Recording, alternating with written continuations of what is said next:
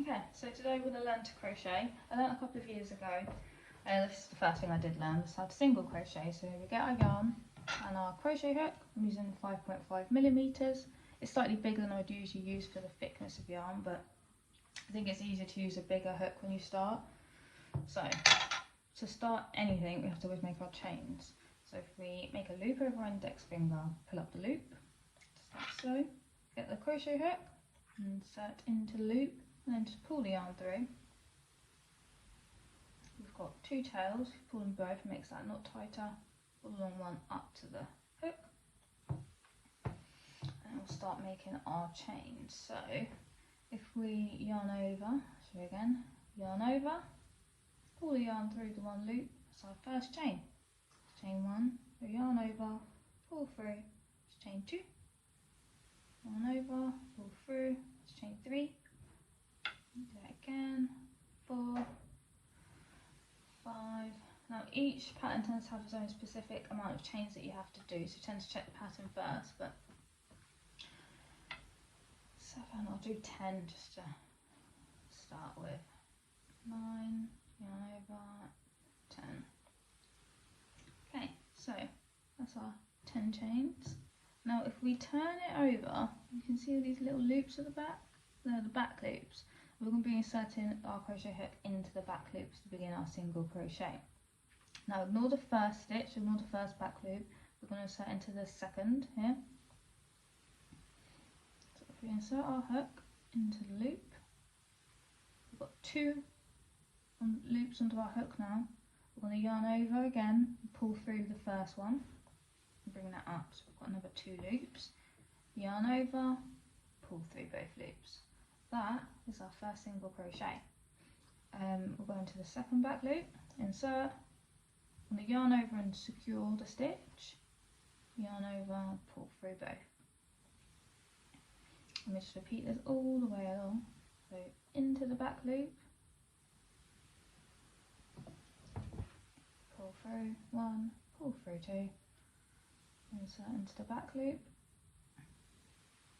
Now the first row is always the hardest, especially if you're using the back loops. I mean, some people tend to use the top ones. I think it's a neater finish when you use the back ones, but it does take a bit longer and it is slightly more trickier.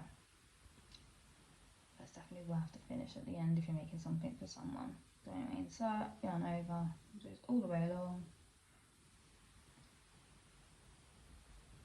Hopefully, I think we should end up with 9 stitches because we made 10 chains and skipped the first stitch.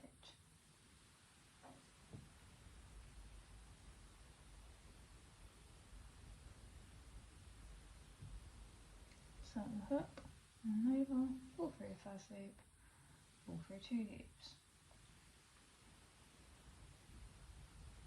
And when we practice and we get the hang of it, it seems a bit complicated at first. Now into our final stitch, our final back loop, insert the crochet hook.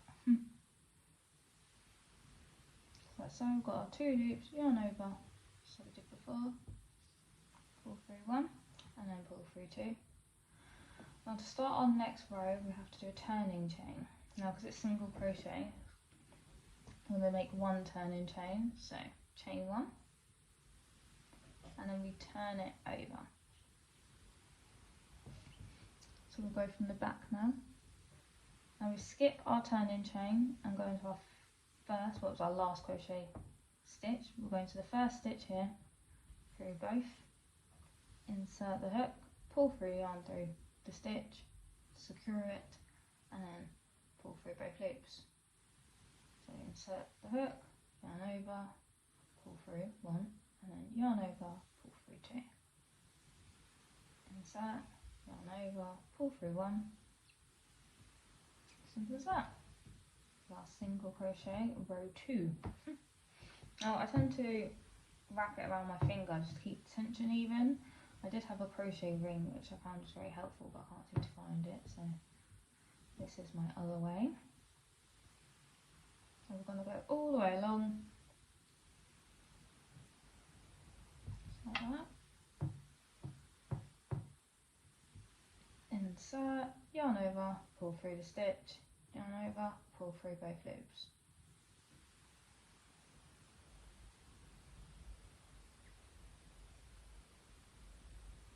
into our last stitch.